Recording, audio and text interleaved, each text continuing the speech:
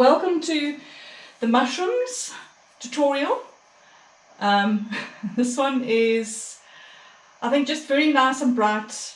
I love all the richness of the colours. For me is very important, you know, to have that lovely, the lovely colours to play with, and also it's got a very nice amount of tonalities in it as well. So you've got this almost quite a dark sort of background, and then you've got these lovely bright mushrooms showing up against the darker background, but then you've also got these lovely sort of green little patches coming through as well. So it just goes to show that there is sort of some other life in there besides the normal, just the mushrooms on their own. I think what we're going to do with this one is I'd like to sort of get some of the background in first, okay, and then put the mushrooms on top of the background. All right. Okay. I feel that's going to be a lot easier than putting the mushrooms and then trying to fill that background in like we did with the bird before.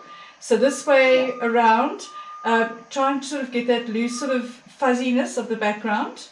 So here, that's why I decided we're going to use a darker background, because it's much easier to put these lighter patches onto the dark background than the other way around. Okay, so I find it very difficult to use a white background and then suddenly try and bring all these dark bits in. It's much easier the other way around. So what I'm actually going to do today, alright, so I'm going to put my two blues down. So those are my two cools there and the two warms. And I'm going to make a combination now. So what I'm going to do is I'm going to mix those two together. Then I'm going to mix those two together. Then I'm going to mix those two together and then those two together and see what different greens I get. So that I've got a nice combination of greens to work from over here. Okay.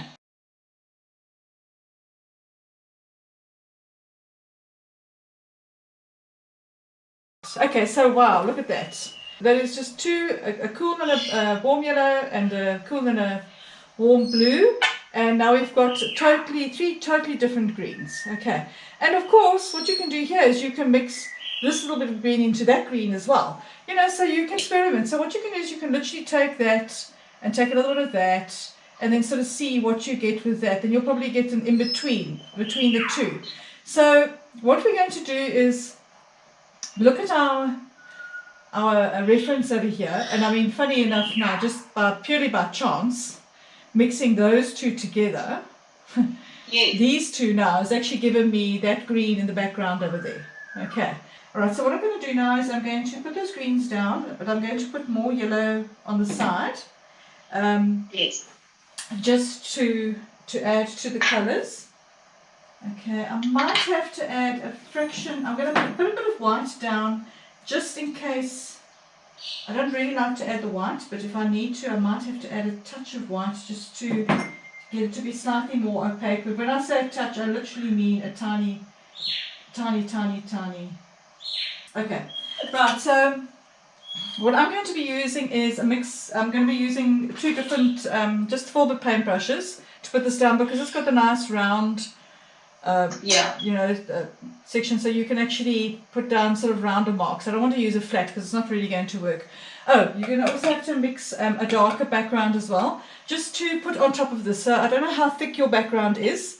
Mine is not. Yeah, mine's also just more of a wash. So just mix also your, I think rather go with the burnt umber, not the raw umber, go with the burnt umber and your French ultramarine to get the sort of the darker, for the darker part. So just stick that on one side as well. Okay, just so we can do that. What I'm going to first do is put the cooler, I'm not going to put the dark down yet, I'm going to rather put the greens down first and start getting those down. Okay, so I'm going to start off with the sort of middle green and just start putting down and seeing, yeah, that's perfect. That's what I'm going to stick with initially. And then I'd rather put down the slightly darker green and then work with the yellows on top of that. Okay, so sort of get that middle sort of tone green that you can sort of see there and just start putting that down so long.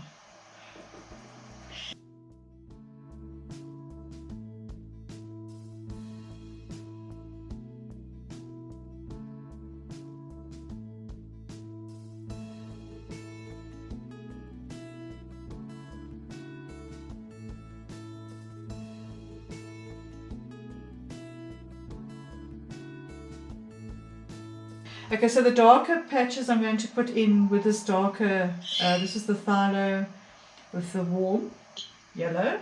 That's for the darker patches, that's perfect. So those two actually go quite well together. So this was the phthalo blue and the warm yellow to give me that one. Yeah.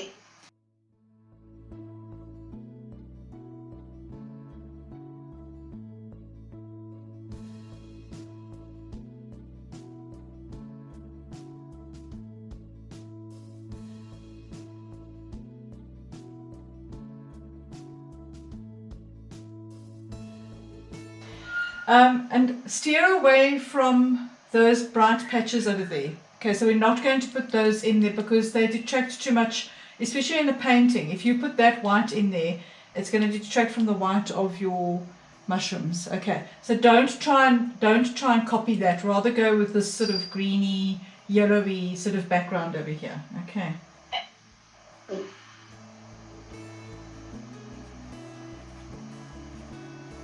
So I'm going to put as much down of the green as you can. You don't want to really go back into that again if you don't have to. I'm just going to go slightly over the mushroom, not too far, because otherwise when you put your red down it's going to mix. So try and just get it nicely around your mushroom there.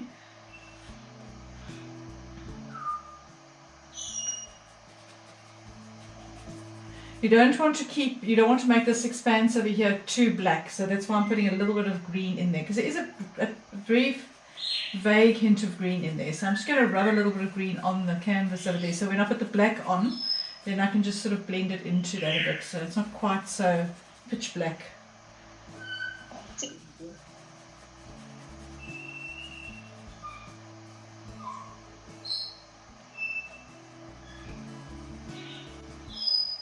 And then what I'm going to do is then I'm going to put the dark on top of that, and then I'll put the light in these little areas over here. Then I'll see. Okay, so I'm going to put the light in at the end because we've got this little light sort of almost like a burnt sienna sort of colour over there as well, but that we'll put in afterwards. So I'd rather put the black down and then put the light on top. Okay, so I've got the greens there.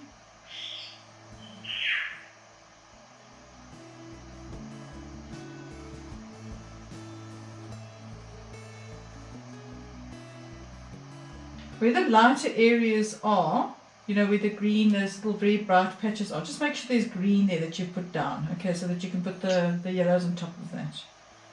Don't just leave it black there, okay.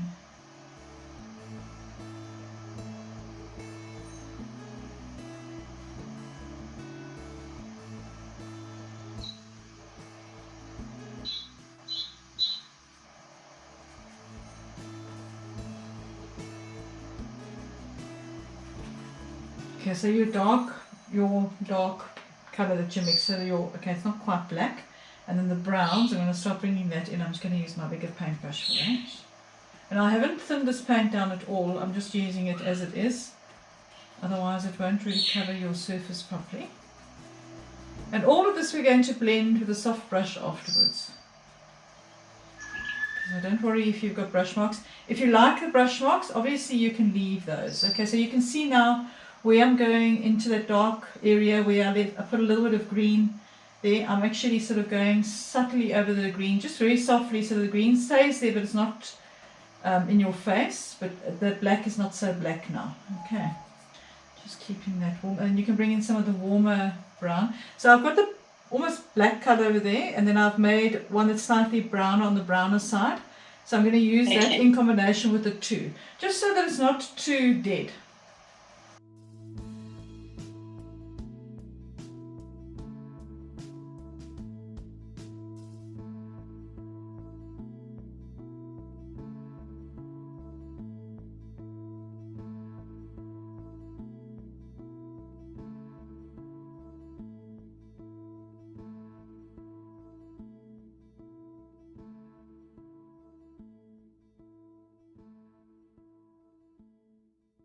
So, okay, so I'm just standing back and looking at it from a distance, making sure I'm starting to get that feel that I'm looking for.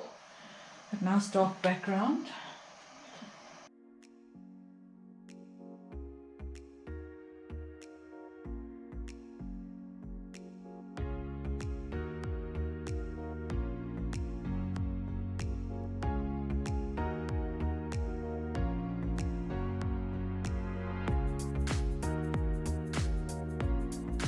I'm starting to bring in some of the darker patches in between the greens now. I'm doing that first before I put the yellows on, because if I try and do that afterwards, it's just going to muddy it. Okay, so I put down the darker green, the slightly lighter green, and now slowly but surely I'm just picking up some of these darker bits and sort of putting them in between, just softly tapping. I'm not smudging it in completely, but you can see it is starting to blur a bit, which is what I'm trying to do. So I am very softly sort of dabbing over the areas where I want them to actually blur, and I'm actually using the flat of my paintbrush to do that. So I put down a patch, and then not the tip of the paintbrush, but actually the side of the paintbrush, and that actually softens it and blurs it for you. So you don't even need to use a blending brush if you don't need to. If you've got a nice synthetic paintbrush like this, it actually does the job quite well when it comes to the blurring. Okay, and then right at the end I'm going to bring in those little dark patches, those little light patches. So wherever in this green mass over here as well, wherever there's a little dark patch, then just bring that dark patch in. You might need to use a smaller paintbrush for that.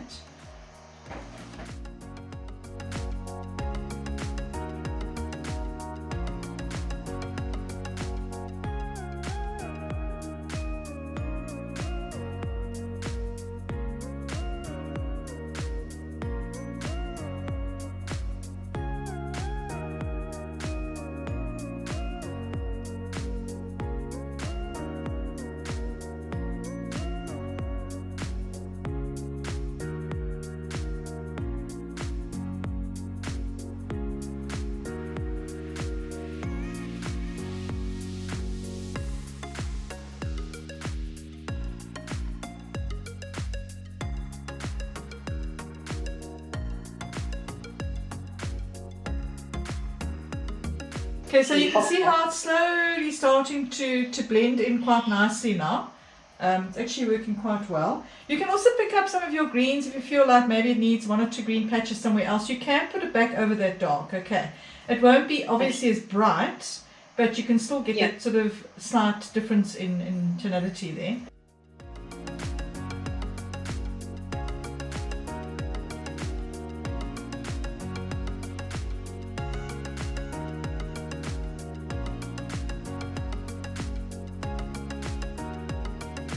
This is where you have to be quite careful when you start putting the yellows on top here. You also have to going to put them on quite softly. So don't press the yellow into the canvas.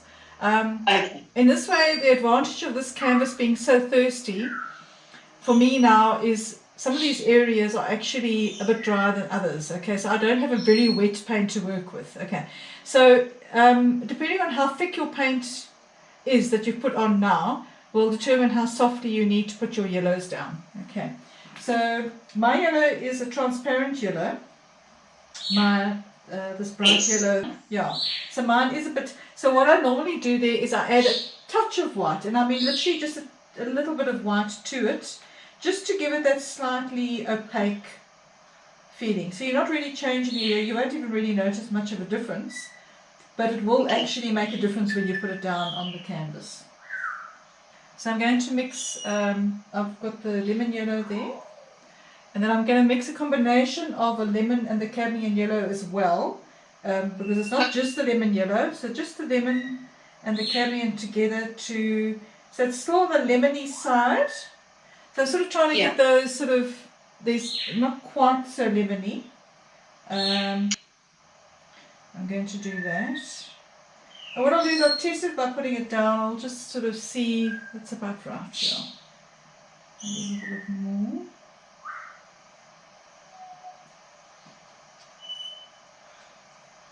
What you can use here is quite nice is if you do have a very small mop brush. I don't have a very small, unfortunately, but you get a mop brush like that, which is quite small. And then you can use that, you can also use that to put down onto your surface as well. The other thing you can do is you wait for this to dry, and then you actually scumble. That is your other option as well, as you can scumble your colours, your yellows onto there. Okay, so that is your, if you'd rather go that route and then do that afterwards when that's dry and scumble it on. Otherwise try it and see how it works. Okay, so let's just see how this will go. Just make sure that your paintbrush is nice and dry. Don't have any chirps on it. Just make sure you give it a good clean. And then just start putting down very softly where you see. So I'm going to put the bright yellow and then some of the warm yellow around there.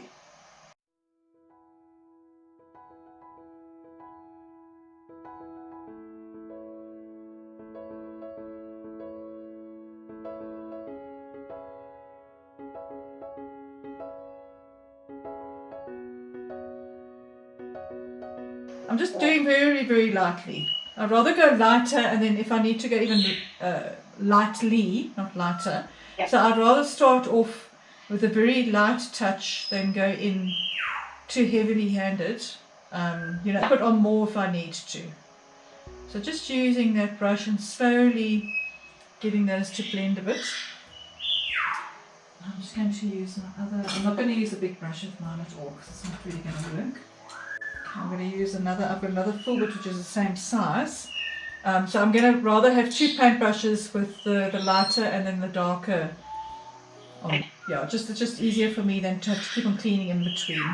Then I can pick up the one. So now I'm starting to put some of the warmer yellow around there as well. Okay, in between.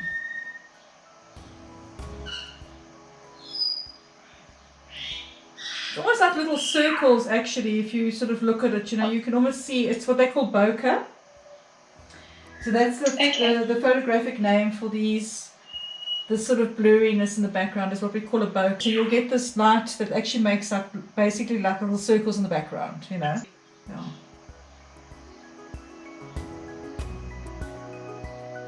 So you can almost do a circular motion if you want to. You don't just have to do, you know, that. If you want to have more of that sort of circular sort of feel, you can actually create little tiny sort of circles if you want to.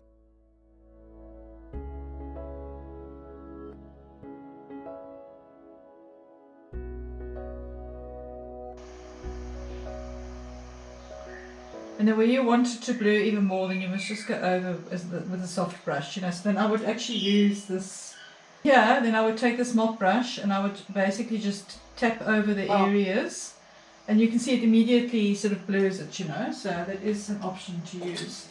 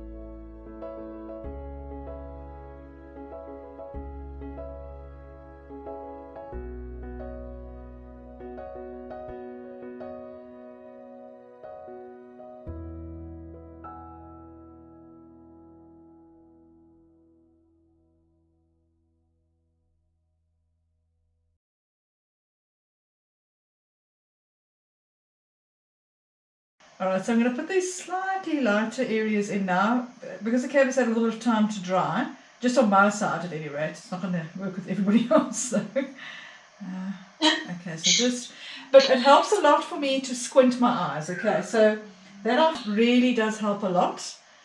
Just squinting your eyes, because you're almost seeing it from a distance, you know, if you're not going to keep on standing back all the time.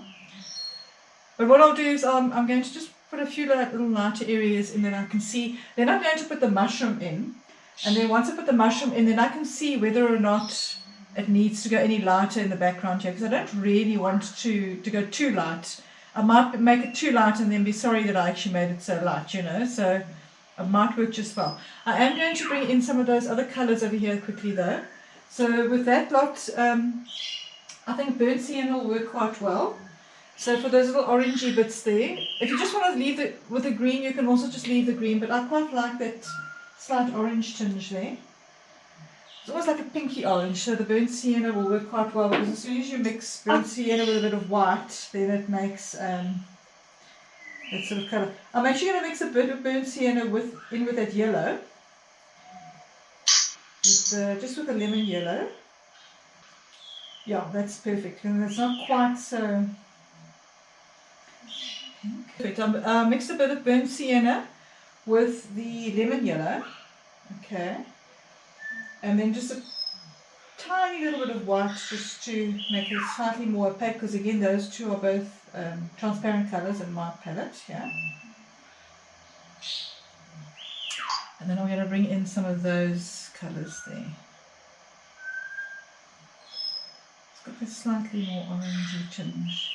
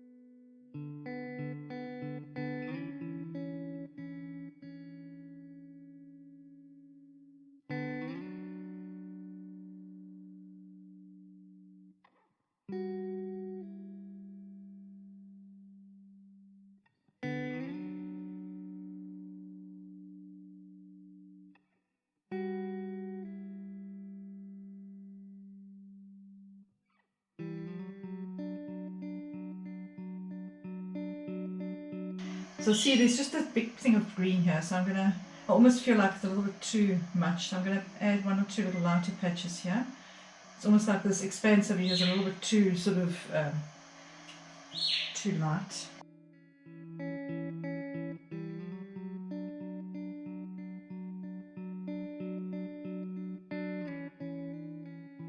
The mushrooms, because at the moment it looks a bit weird because I haven't got the mushrooms there, so I think I must actually just I think I must just leave it now. So let's just leave it. Okay, so we're going to go, this I'm going to be using a warm red, you know, so like my cadmium red. I'm going to be using that with the cadmium yellow as well, just to get this nice sort of orangey feel. So that's basically what I've got over here, is a warm red and a warm yellow. So that's a combination I'm going to be using there. And then for the darker area of the red, I'm going to just add a little bit of burnt umber, not the raw umber, just the burnt umber, because it's also on the warmer side. But what I'm going to do is, I'm going to start off with the darker top part there. So you can see it slightly, it's not, like this red is a little bit too bright for that top piece over there. Okay, so I'm going to add a little bit of the burnt umber to that. I'm going to use the full book because it follows the same shape as the mushrooms, you know, so it's ideal. You can use the bigger one because your mushrooms are bigger, so. So you still want to see that it's red, but it's just not as dark. You know, you've got to be very careful that you don't turn it down too much, that you end up with a muddy red, if that makes sense. Okay, so that for me looks about right. So I'm going to put down and then just see what it looks like. So that looks about right to me. And I'm just going to bring that down as far as what I see it. That sort of section goes down, then it becomes a little bit lighter, and then it's almost like that orange colour there. Okay.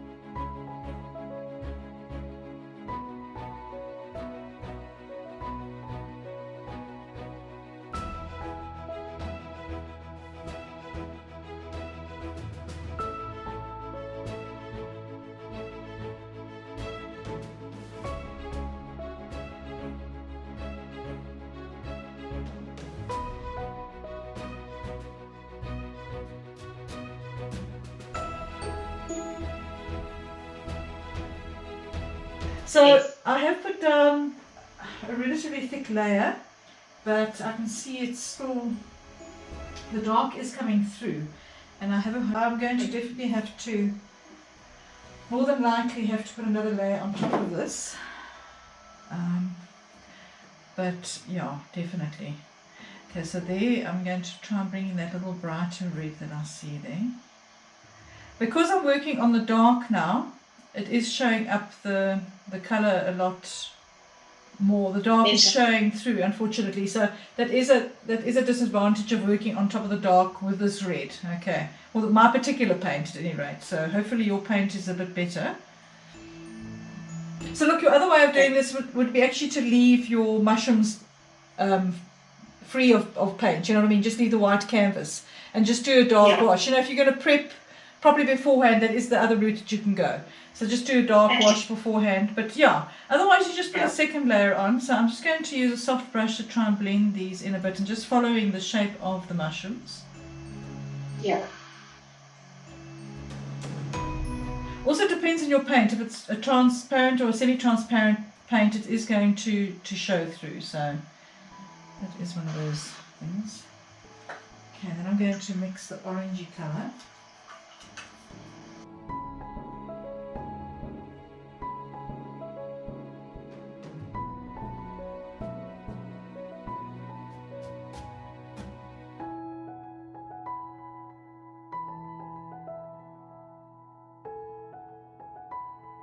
So I'm almost tempted to put my paint on a little bit thicker, just to, because the mushroom actually has got those sort of almost like striations, if you know what I mean. So it's not an absolutely smooth surface. So I'll maybe try and get that in using. Yeah. Yeah. So, and then I can put the paint on a little bit thicker if I do that. So actually work a little better.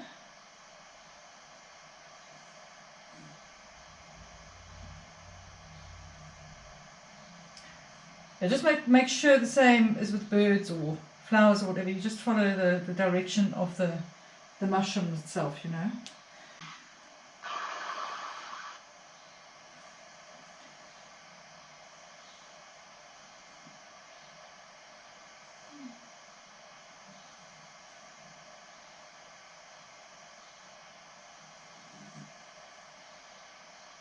So I'm trying to put the paint on quite so softly to try and keep it quite thick.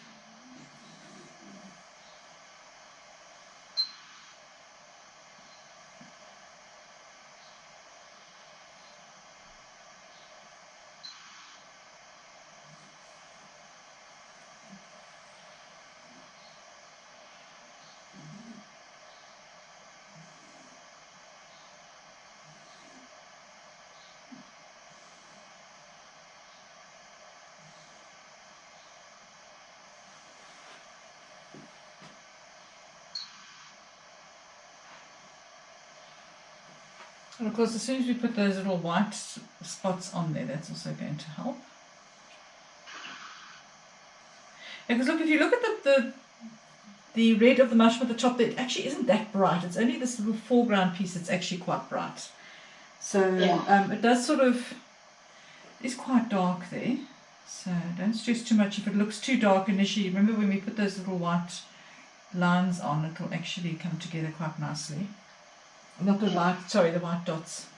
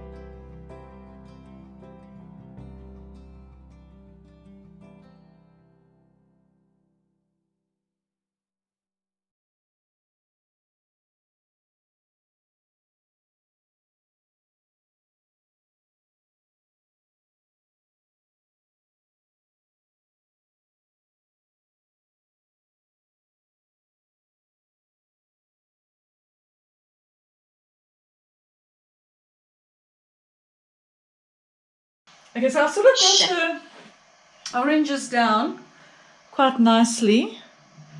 I'm actually almost quite happy with that. It's not quite exactly the same as the other one, but I'm quite like what I've got there. I think maybe it's slightly more orange there. That one section, that little lighter section. But I don't want to overwork it too much because it's, there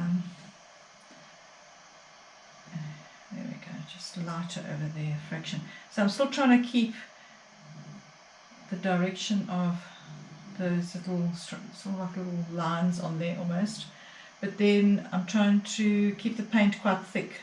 So I'm sort of trying to use the qualities of the paint. So that's what you have to do, don't try not to fight with your paint. Try and use the qualities of the paint to your advantage. If it's not working the way you would like it to, then rather use it to your advantage and see what you can do with it, So I don't try and make my paint do what I can't do, and that's actually the trick. It's quite a tricky thing to learn to do. So yeah. The other thing, I want you to just look at this section over here. So if you look at your reference, Yes. if you just look at that, and you know what I find helps as well. Sometimes if you battle to see something, okay. I'm just going to try and make a little window. If you're looking at a whole picture like this, okay, and the transition between that and that, okay, so that transition over there, all right. What you can do, because you're looking at the whole picture, all right. And what happens is your eye keeps on seeing all the other stuff around. So what you do is you make almost like a little window like this. Okay, this one's probably a bit big. And you do that. Now you can actually see what the genuine relation is to the other. Okay. Okay. Can you see what I'm Yes. saying? So can you see how dark this is? Here, it's actually about, if I compare that to the background, okay, they're about the same Yeah. tonality. But if you look Yes. at that, look how dark this is in comparison to a light background. Yeah. Okay, so if you're not sure, there are sometimes areas in a painting where you're not sure what the difference is. It's not just, it's because the color confuses you. Do you know what I mean? The color can actually confuse you. So you literally do that, and then you can see immediately what the relation is there. So if I had to do that, I can see the relation is not right. I mean, I could see that before I put the paper on, but I just wanted to show you if you want to really see what the difference is, that's what you would do. So I can see I need to make this part a lot darker, actually, even although it looks bright red. So because you see red and you think, oh, it must be very bright, you know what I'm saying, because of the way it is against there, but it's actually not that bright. And then I might have to obviously lighten up the background a little bit more. Can you see how bright that background actually is compared to mine now? Now you've looked at the relation, yeah. That's why I still said it's very difficult to finish your background because you can't actually see what the relation is in comparison to the mushroom. So it's better to do the mushroom now, get that down, and then do your background in relation to that. So now I can see I need to actually make that background a little bit brighter. Okay, making this nice and dark now. That left hand corner especially. The right hand corner is obviously lighter because you can see the light is almost coming. It's not coming from the right, it's sort of coming at an angle, but slightly from the right-hand side. Okay, so it's not completely forward, because you can see there's a shadow on the left-hand side of that stalk there.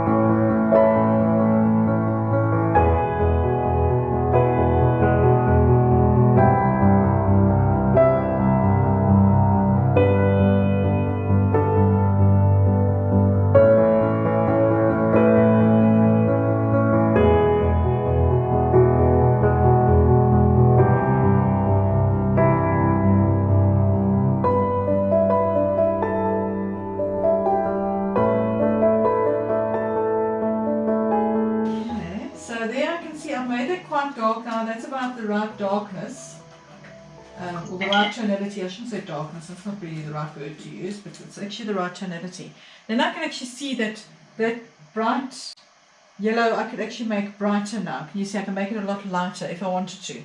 And I would actually need to, because now that sort of disappears into the background. And I want that dark area to actually pop. Okay, so I'm actually going to go in with my lighter yellow here. And you see, I couldn't have done this before because I couldn't see what the relation was in, with regards to the mushroom in the background. Look how I've just put this yellow in now quickly. See there? Wow.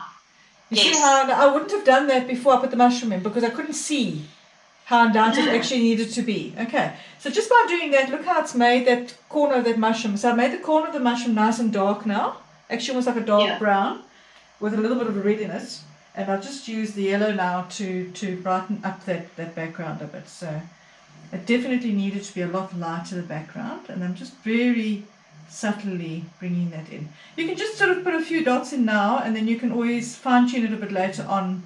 You can even do it when your painting's dry again. If you find it's going to start interfering too much with the existing paint on there, you might just want to scumble it a little bit lighter. Okay, So for the moment, but now I can see I definitely need to lighten up a lot of this, a lot more.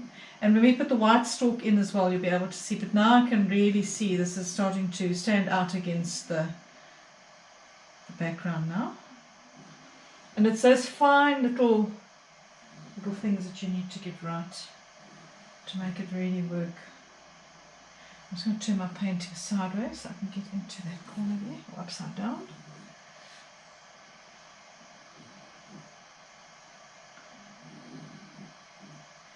And you'll see, if you don't look at that properly and you don't do that properly, that's when your painting will look flat. It won't get that sense of distance, okay? So that's very important to get those transitions right. In anything, it doesn't matter what you do. If you've only got an object, you know, in front of another one or something with a background, you should always have that connection. You know, it must be correct. You know, it mustn't be different to the original.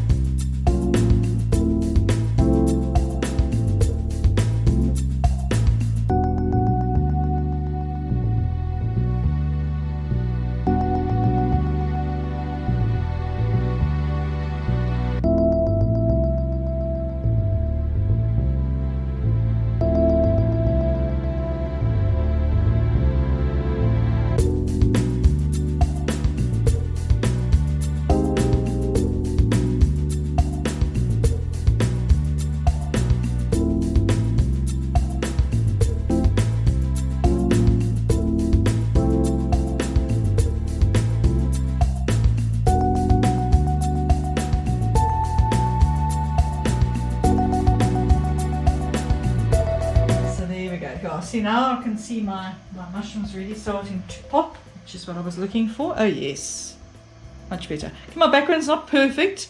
I'm definitely going to have to bring in some darker little patches here and there. I'm just going to blur mine a bit. The paint's a little bit rough on my side. I'm going to be very careful because it tends to pick up. I don't want to get rid of the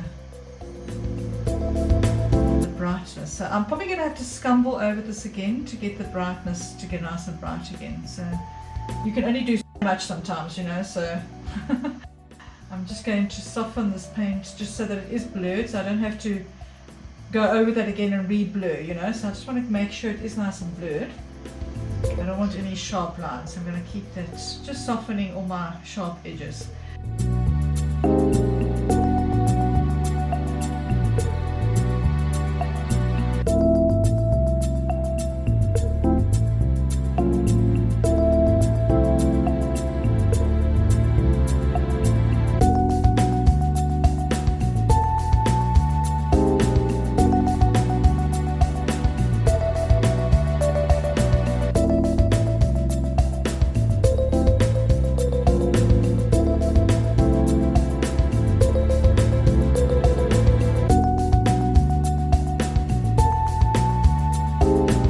That's already made a big difference because now it's, the mushroom's texture is actually standing out a bit more because it wasn't quite standing out properly, but that's much better already just by blurring all that a bit. It's just got this funny little spot there which irritates me. It's not too bright there, so I'm just going to add a little bit of dark there.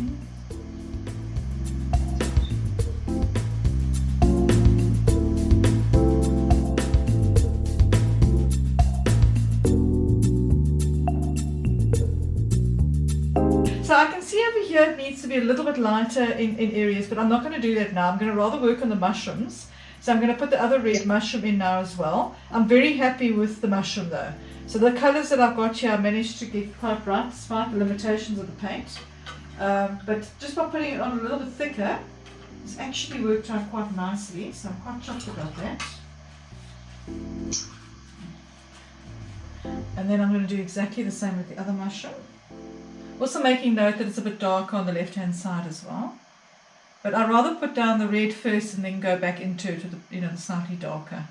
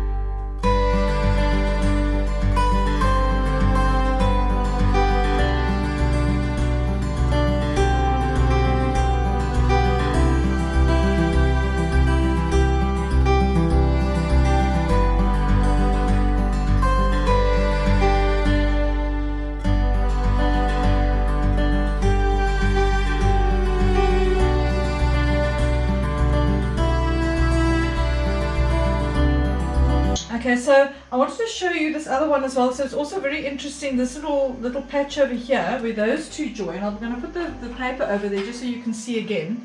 I don't know if you can see so far though. Okay. Okay, so you can see there again, you can see there's almost a little bit of a light. It's almost a reflected light on the left-hand side of this one. So I'm going to bring in, so the tonalities between those two is very similar. It's just got that very slight tinge of a highlight there on the left-hand side, which I'm going to bring in. I'm just going to use this orange there. And it's very small, it's very subtle, but that will make it stand out because there, again, your background is now dark, okay? So this will actually make this stand out a little bit more. Let's see if I can get that right. Just see it from a distance.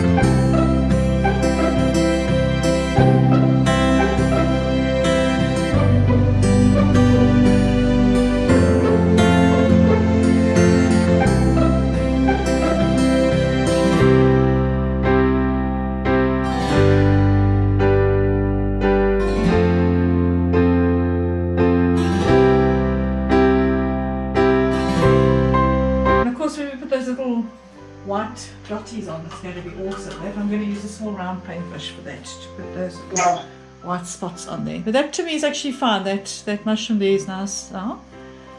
Of course, when we put the white stems in, it's really going to pop then. Okay, so I'm going to do that now. So the white is quite white. You can see the one underneath here is more on the brown side. Okay, so that's like I'd say it's probably a bit of a raw umber. Sorry, a burnt umber with a little bit of white added, so it's got a slightly brownish tinge to it. And then this more on the bluish side. Can you see there's actually, if you look at that stem, it's actually got a slight blue tinge to it. So you can add a little bit of, just probably French ultramarine will probably work quite well. It's almost grey. Okay, so we're going to try with that.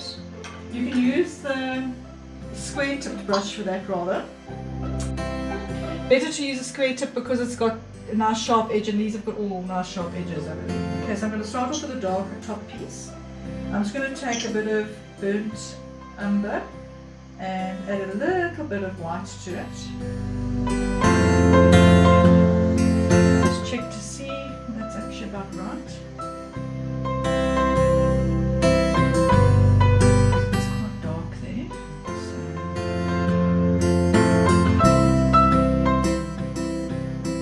Can do, it's almost got a slight glow of red. Okay, so with my reference here, my reference is quite good here.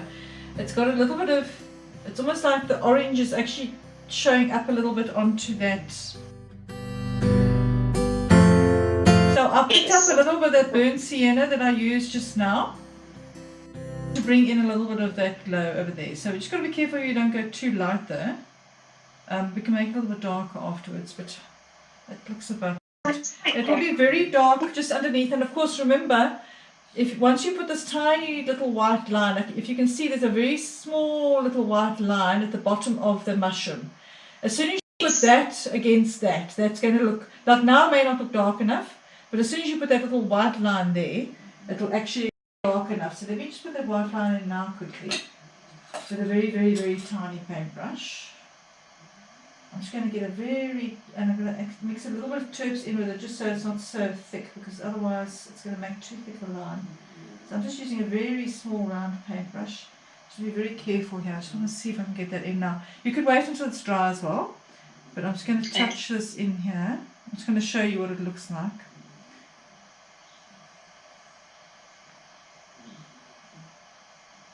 Can you see there? Look.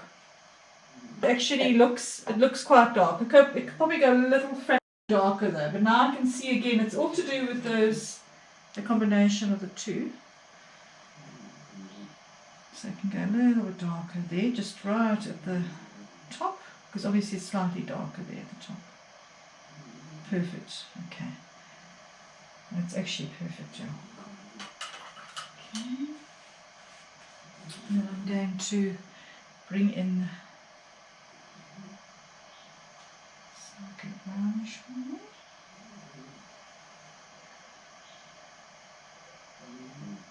Oops, that's not too yellow.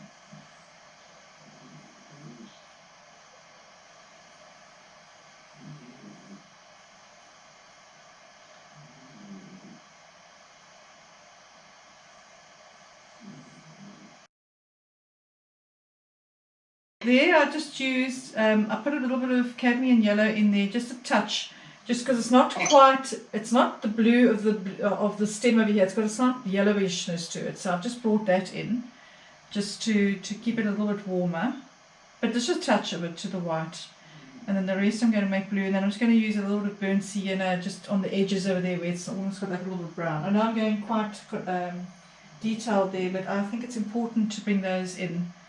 It gives it that sort of, you know, the edges of that little bit of mushroom are definitely got a little bit of a cut to it. Yeah, so I'm going to bring that in.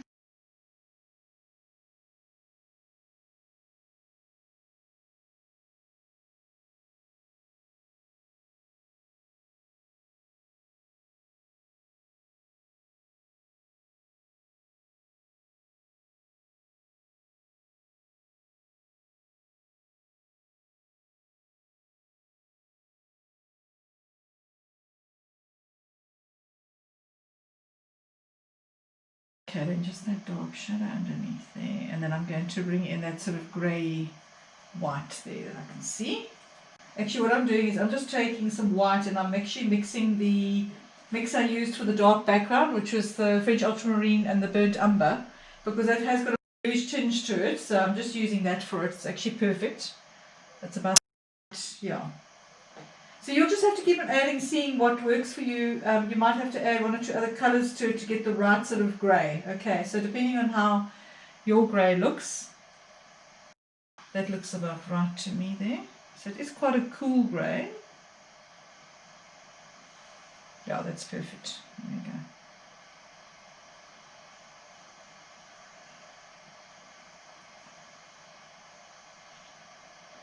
And it's these shadows on here that actually make this mushroom. You know, these are little sharp shadows underneath the little things. I don't know what you call those things. But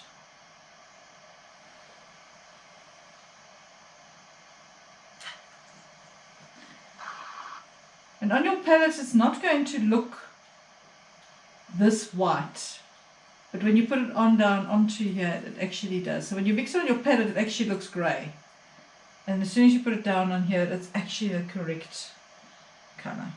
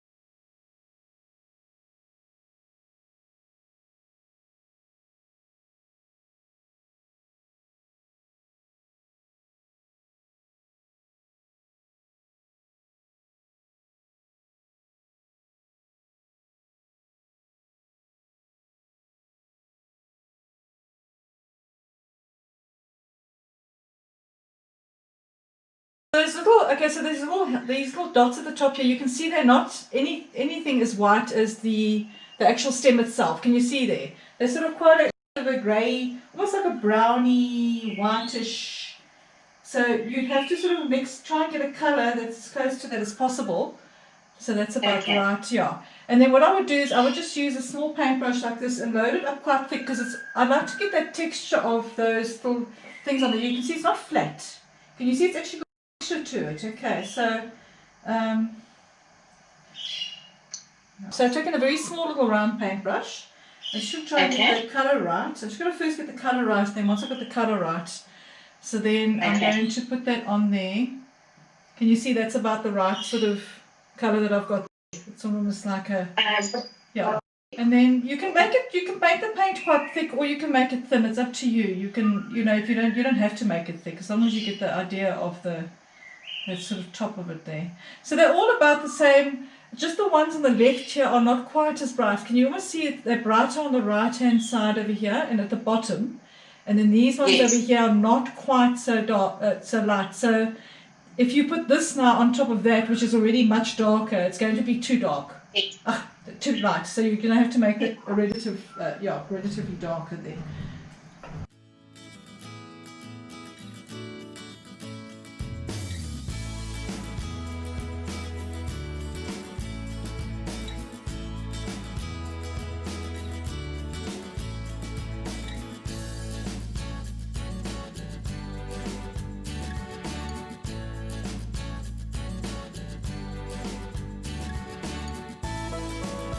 Okay, so I'm going to leave that for the moment and let's go to the foreground quickly, okay?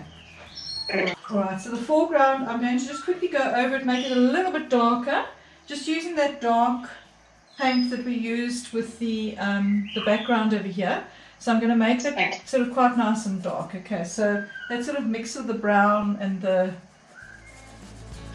blues there, just make it, you can just even use the dark burnt umber mix that you've got there. Just make it nice and dark. Because I want this black to be quite black, that we can now put these streaks of colour on top. Okay.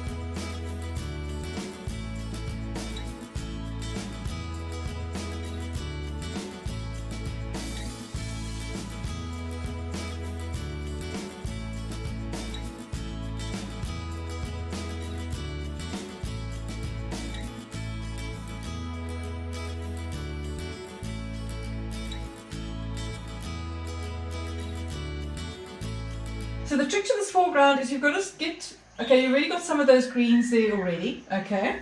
So you're going to use a small round paintbrush just to bring in some of those greens in the meantime quickly. So where you sort of see them, before we start putting in the stems, or stuff that's lying there. What I'm going to do there is take the greens quickly, with a little round paintbrush that I've got, and just dab a few of those dark greens that I see there, where I see those greens. Okay, so sort of those mossy bits. Okay, so you can see it's very, very vague. I'm not going to put in any particular pattern there. Just where I see the greens. And remember, we can add some of this back in again. And they're quite dark, so there's nothing really light there. Okay, so none of them are, there's no brightness compared to the foreground, the background. Okay, so just putting a few light pieces there. And you can see as well, this is also quite blurred as well in the foreground, but you don't have to make it blurred. If you feel it looks weird, then rather just stick and keep with some of the texture that we're going to be putting in. Okay. Have you got a palette knife with you there? Okay, so you can use a paintbrush for this as well, but it's actually a little bit quicker with a palette knife. Okay. And then what I want you to do is you can mix in the meantime. You're going to try and be mixing some of these colours. So it's a burnt siennas. You can see it's got a slight pinkish tinge to it again. So almost a few little oranges, but it's not too bright. So nothing as bright as what that is over there. So very toned down, sort of slight oranges, burnt sienna with a bit of white. And just mix some patches onto your canvas, onto your palette salon. Okay. Just bring in those greens. As I said, some of these greens you can bring back in afterwards as well. Just put a few dots here and there.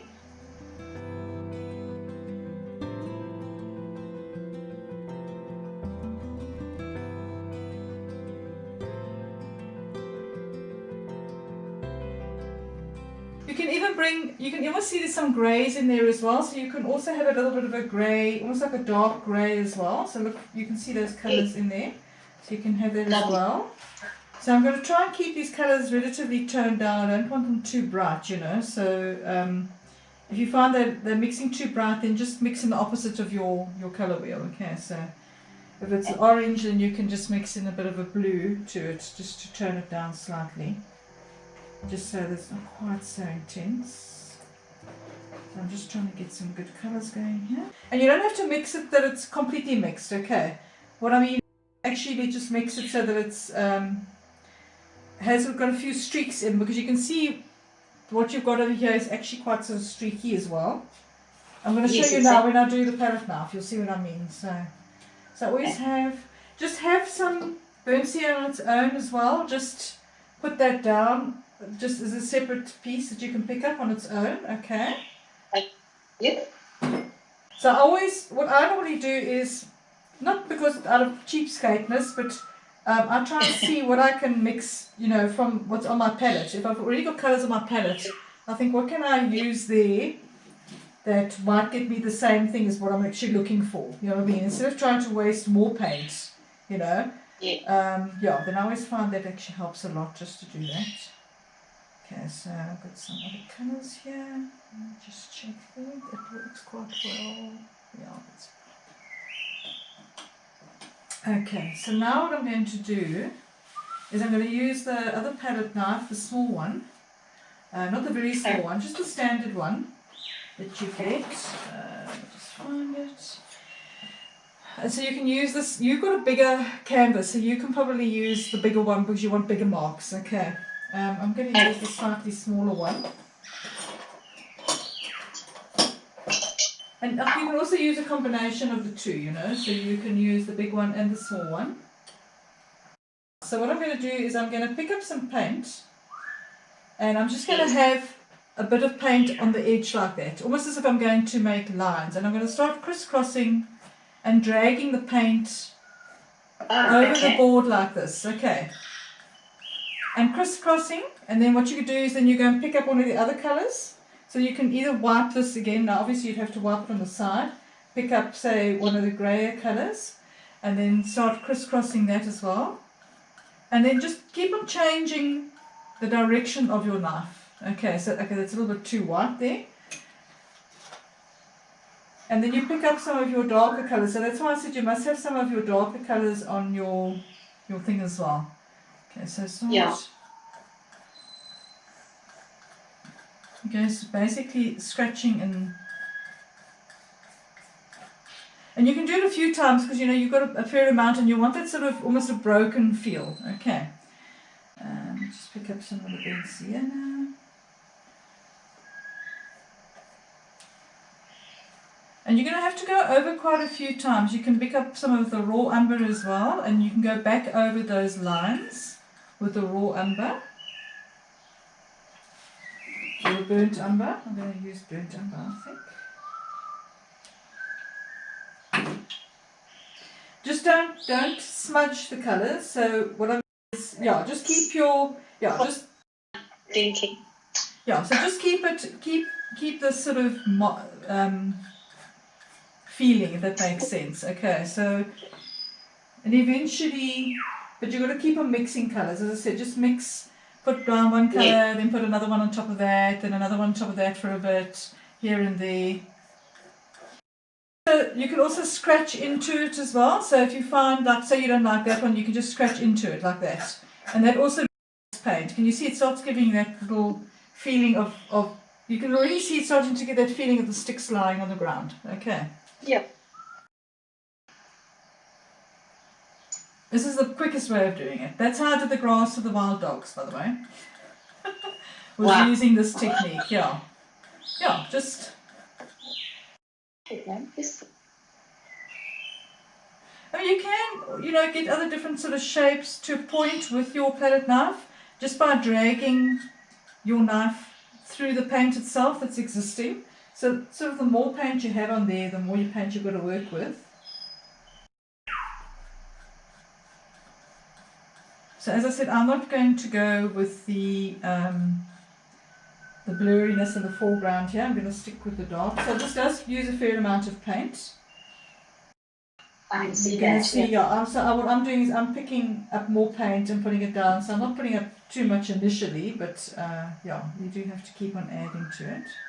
You can even pick up some of those dark greens that we mixed initially. You can even throw those in there occasionally if you feel that might work. You can do that as well. In the section where I accidentally smudged, do I just quickly wipe that off? Just wipe it off, yeah. And then just put just wipe it off and then just take a dark layer of paint and just put that down before you go onto it again, just so you've got a nice sort of base to work with here.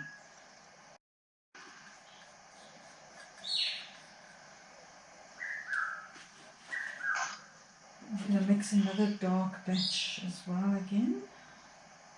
Okay, cool. So I'm just going to carry on with this. Just bringing in some of the darks and the light little bits that I see. You can actually drag them over the top of anything. If you do make a mistake and you find a line's too thick or a line's too thin or something, what you can do is you can just wipe it off and then go back into it again.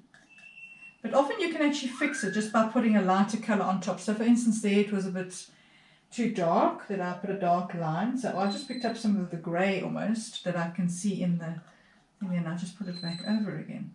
There we go.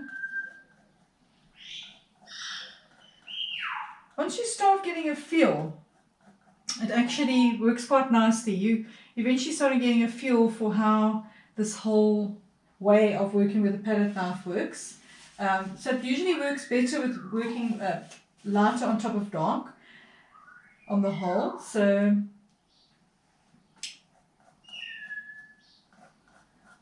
put those down.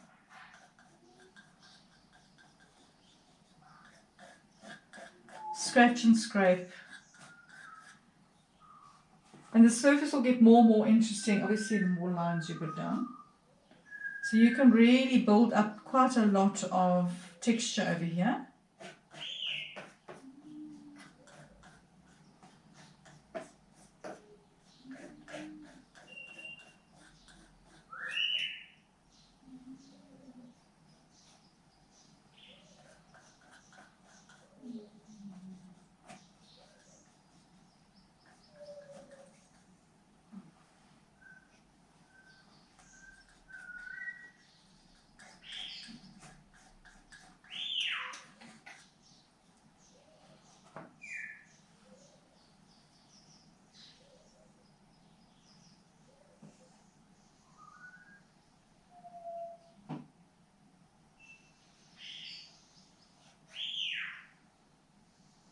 just remember to always make sure that you have a relatively sharp sort of line on your knife. Don't ever let it be a clump, okay? Because as soon as you put a clump down, it's going to make a big smudge, which is not what you're looking for. All right, so just make sure you do have a line on there.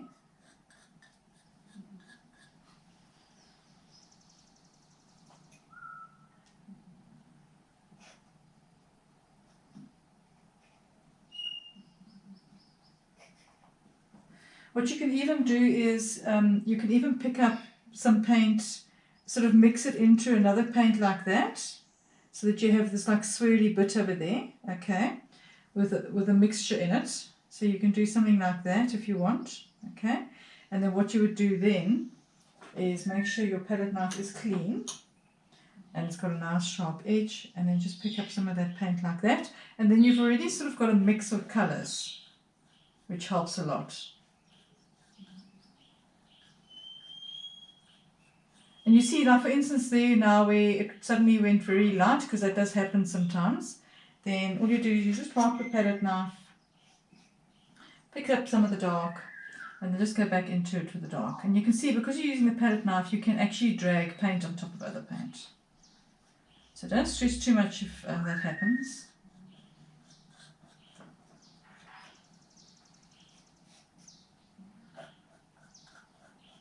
And you can see I'm chopping, changing my direction all the time, because we've got sticks lying on the right and to the left, and etc, etc. You need to pick up different colours, put them in there, because none of them are exactly the same. And you're basically just going to be building up on top of this, okay? So that's what we're going to just do for the next few moments, is just to build.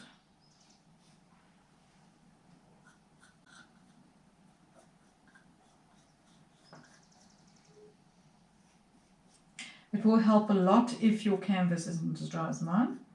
So if it isn't as thirsty as mine, your paint is going to sit on better.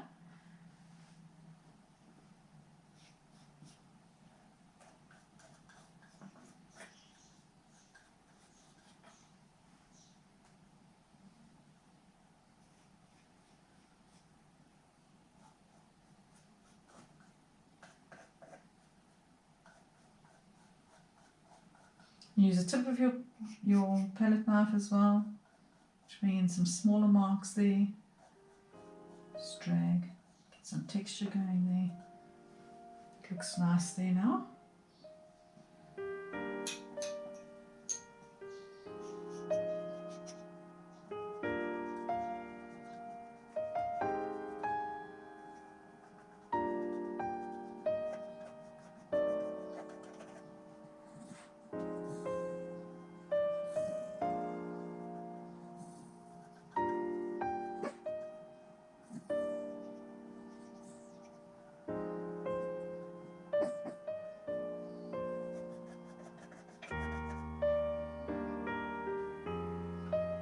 If you want to have a little bit of different texture in there as well, you can bring in, you know, some interesting sort of like dabby bits, and then work with the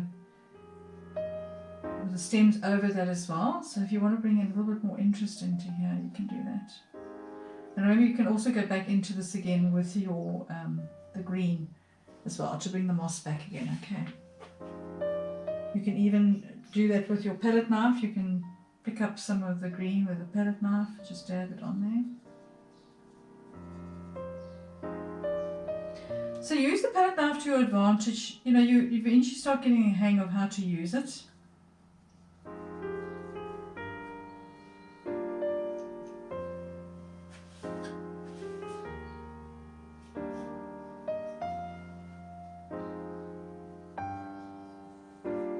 So I want it to be slightly darker here.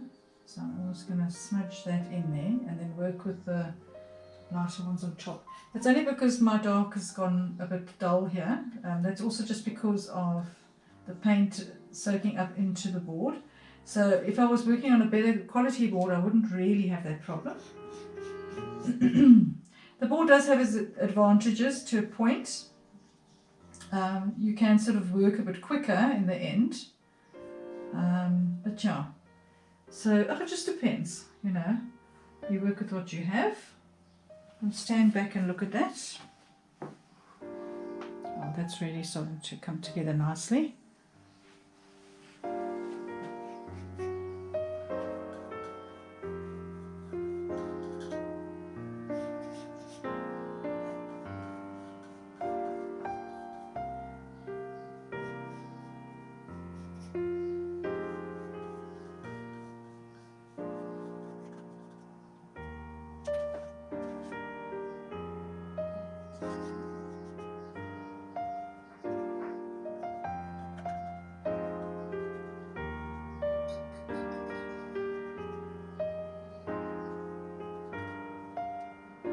Those little bushes in the background, if you want to do those in as well, you can.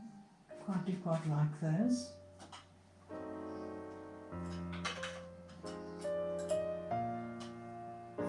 Remember to have a break when you feel like maybe you're starting to lose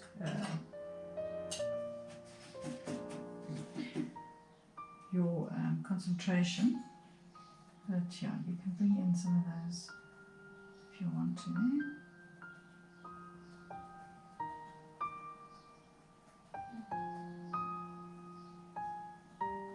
Just want to bring that in before I actually go back into it with the darker colours and the palette knife there. That's really starting to come together very nicely there. So the foreground will depend on how much texture you want to bring into it. Remember, as soon as you've brought in these little dots onto your mushroom, they may look a little bit too much initially now because of the texture created by the palette knife. But as soon as you bring in those little dots there, and those you can also bring in with the palette knife as well. Okay, so let's just carry on.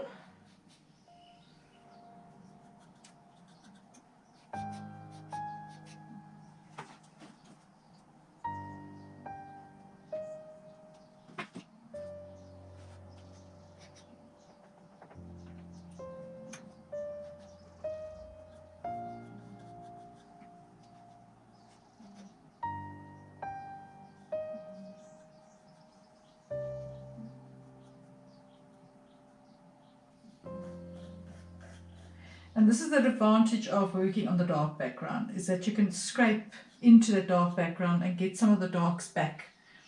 That's why it's preferable to work on a darker background when you're working with this particular technique for the grasses or foliage or whatever it is that you're trying to create.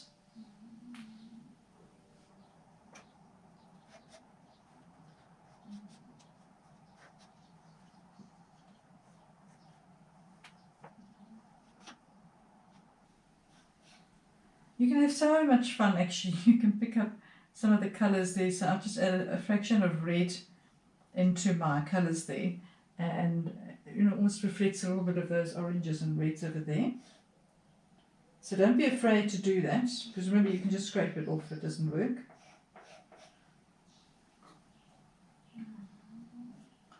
Just adds another dimension to the painting, which I quite like, that sort of colour there coming through. Oh yeah, that definitely works. Okay, so don't be scared to do that. Sometimes you just look at your palette and say, oh, let me try that. Does it work? Doesn't it work? Yes, it works.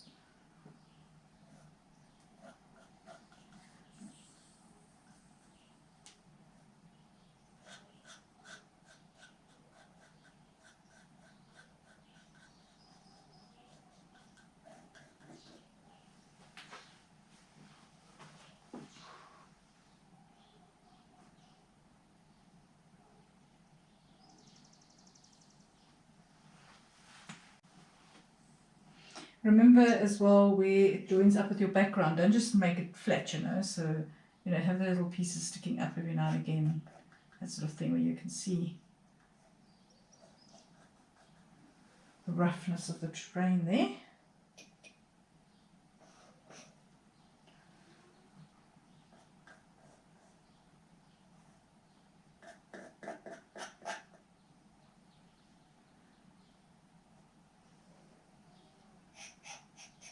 Just towards the end, then you can like fine tune and put in little, you know, stalks that you see that maybe need to be there, that you like in this reference over here. So we use the reference roughly to get an idea. But what you want to do is then go back into it and then just fine tune. So once you've got most of your little stalks on there, you don't want to make it too busy, okay? So just be very careful you don't put too much down that it completely overwhelms the rest of the picture, because you want those little mushrooms to stand out. Get rid of anything that sticks out like a sore thumb.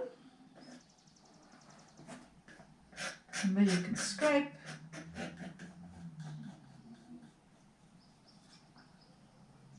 And I'm going to put some more greens on top there again.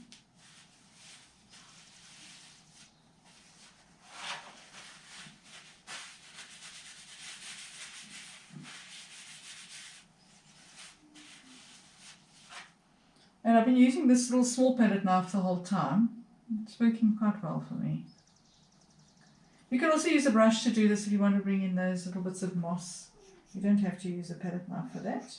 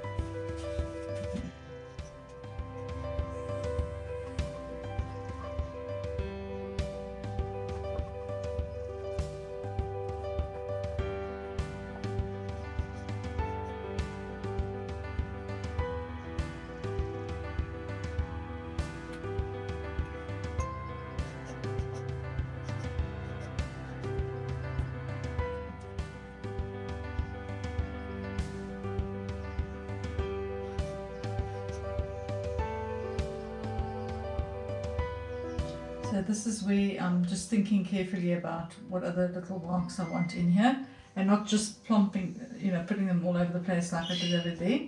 Just being very specific about what I want here.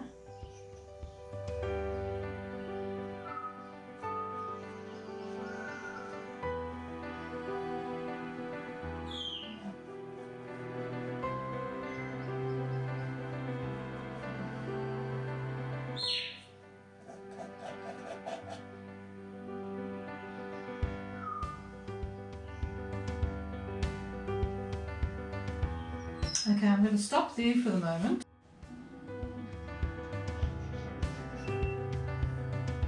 So what I'm going to do now is I'm going to carry on with the little dots there on that mushroom. So as I said, if you want to, you can use the palette knife as well. Just got to be careful, make sure you don't have too much on there. Make sure your colours are right, and you can actually get more of that sort of texture there if you want it to really pop. Okay, just make sure you have got the right colour.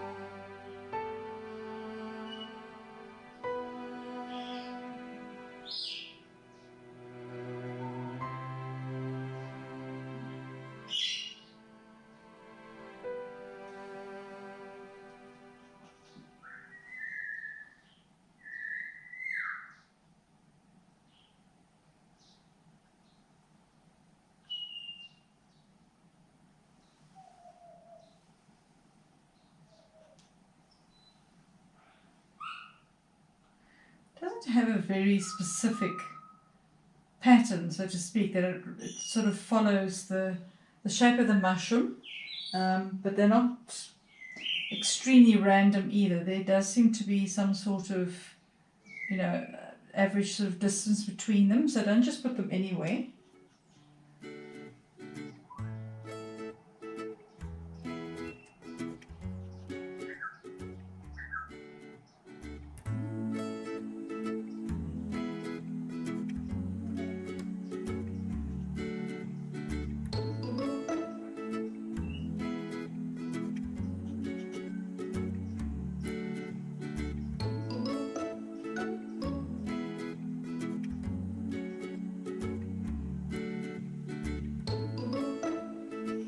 Some very specific ones there that I'm going to bring in.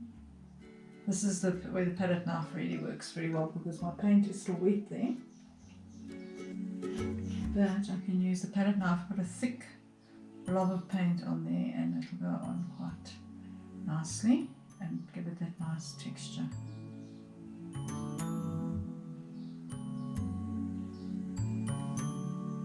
It's really starting to look very cool. And now you can see how this foreground part now actually doesn't look so textured anymore because we've brought the texture into the mushrooms.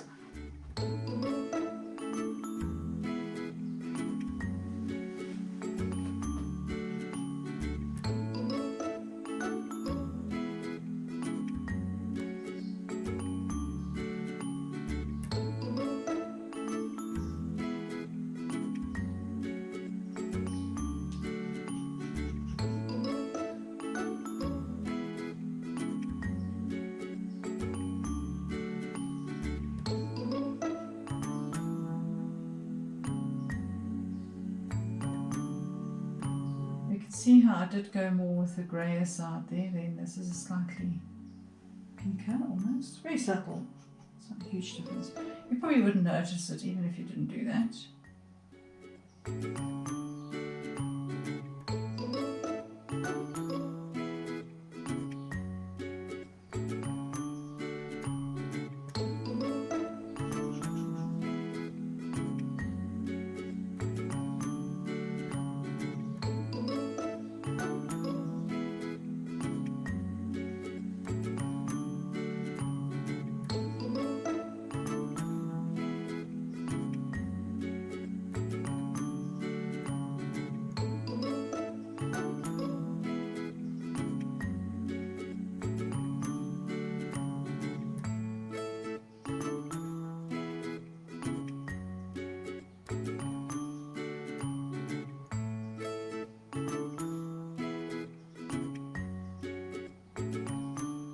Actually do more with the palette knife than you realize. So these dark patches, I know that it's dark underneath here and the paint is still wet, so I'm actually just scraping that away. I'm not actually putting dark on top of there, okay? So I'm literally just scraping the paint away there and letting the dark show through.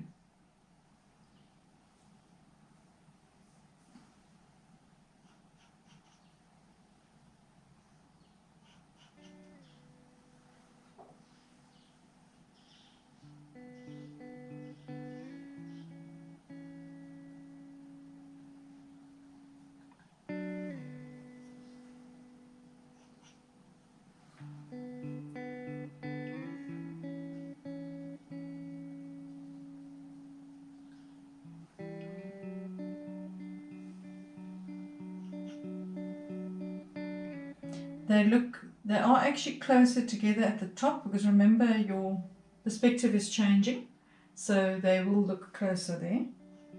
So don't forget to show that.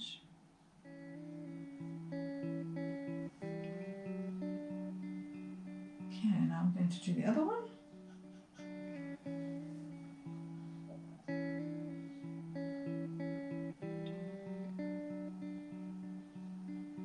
So you can see I'm doing this very considerately. I'm not just rushing in and putting them down.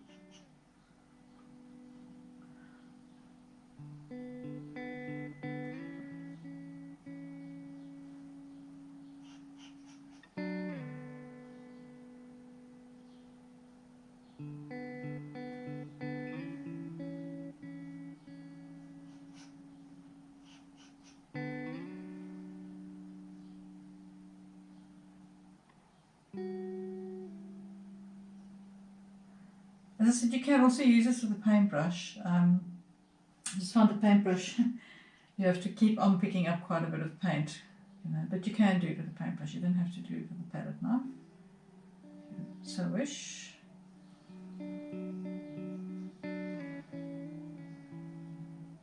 These are quite a bit brighter, so if I look at those colours over there, they are almost brighter than the ones on this side of here, but it's not really necessary to do that. If you want to make them that bright, you're welcome to.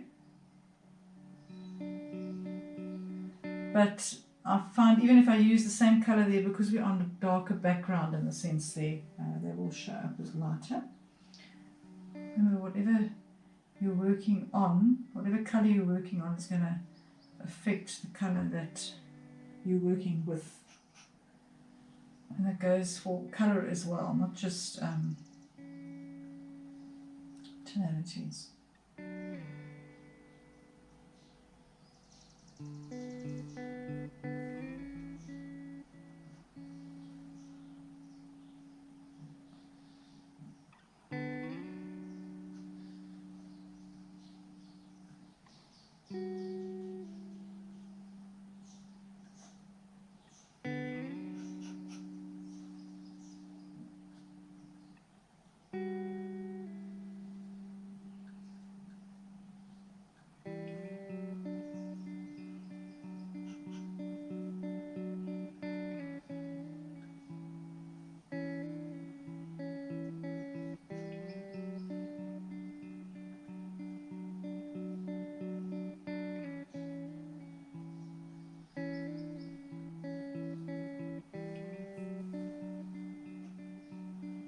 If you get tired, don't carry on. Rather, just take a break.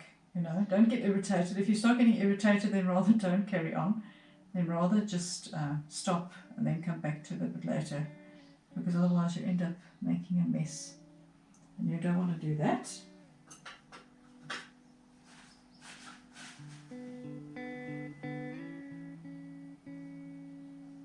So, for instance, now if it's gone too light, then you can just go back into it with the paintbrush and just make it a little bit darker.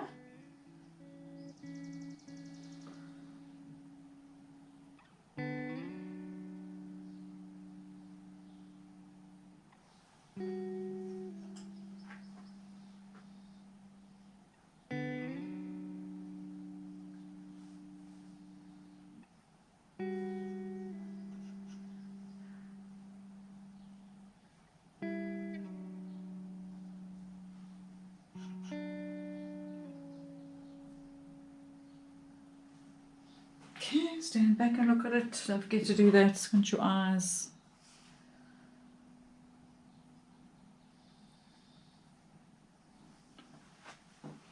And don't forget to add that thin line at the bottom of that mushroom there.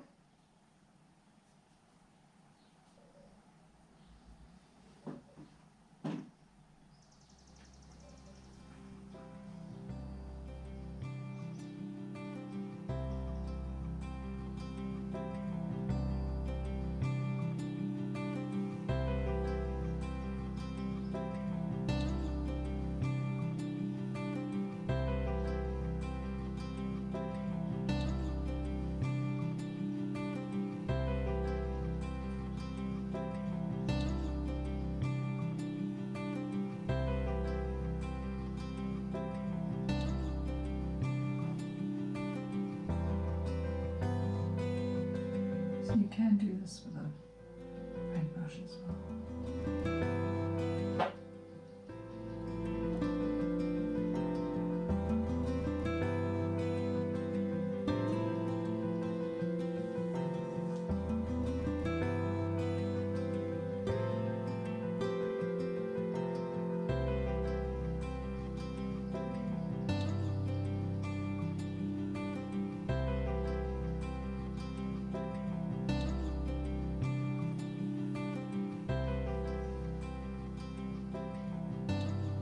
I mean, you can decide how many of these things you want to put in. You know, if you want to leave it to a sort of open space like that other one, you can, or you can bring in all the ones that you see. So this is fine.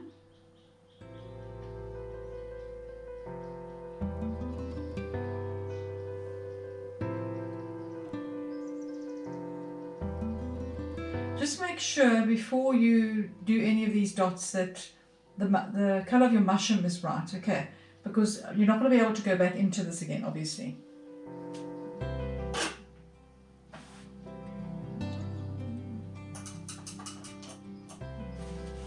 And there's a nice little small detail here that I quite like, and that's the reflection of those little things on the mushroom itself. Well, not the reflection, the shadow. So you'll see there's like a shadow here. So the other thing I like here is there's a shadow that is being created by those little rough spots on the mushroom. And that's a nice little small detail that you can bring in.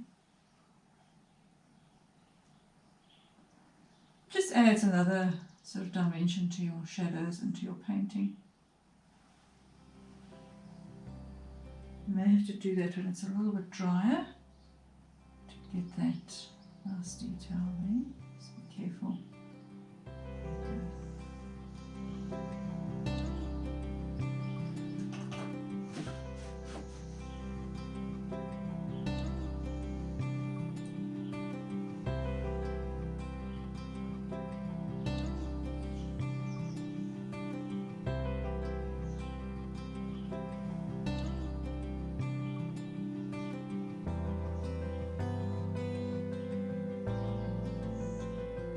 Then again, what you can do now is fine tune those little tonalities that I was speaking about earlier on. So, you know, when you look at that compared to the piece behind it, does it need to go darker, or does the background go lighter?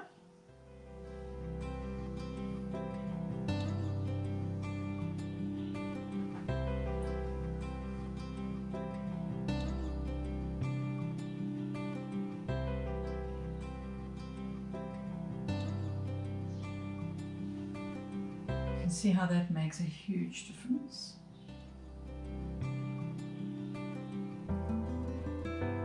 There you can see there's not such a difference between the background and the side of the mushroom there. But on the right it definitely is quite distinctive, and that also gives it another dimension as well now, making that mushroom really pop.